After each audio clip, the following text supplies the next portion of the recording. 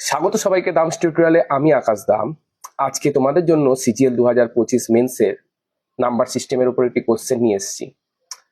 বলছে 1 থেকে 100-র মধ্যে এরম কটি সংখ্যা রয়েছে যাদের ডিভাইজার 3টি রয়েছে, অর্থাৎ উৎপাদক 3টি রয়েছে।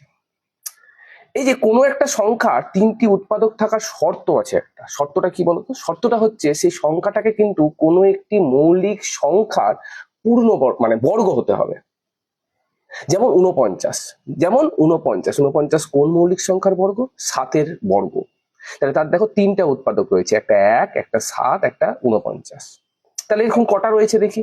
যেমন 4 2-এর বর্গ, যেমন 9 3-এর বর্গ, যেমন 25 5-এর বর্গ, যেমন 49 7-এর বর্গ। এরপর মৌলিক সংখ্যা কি? 11।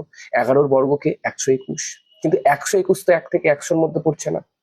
তাহলে 11-র পরের সংখ্যাগুলো একটাও আর হবে না। তাহলে কটা উৎপাদক রয়েছে বলো? 4 9 25 আর 49। এই সংখ্যাগুলোর কি রয়েছে? সংখ্যাগুলোর 3টে উৎপাদক রয়েছে। তাহলে পরের অঙ্কটা তোমরা করো দেখি।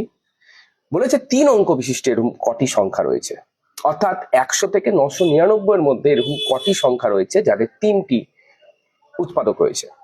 করে আমাকে কমেন্টে জানাও তো দেখি।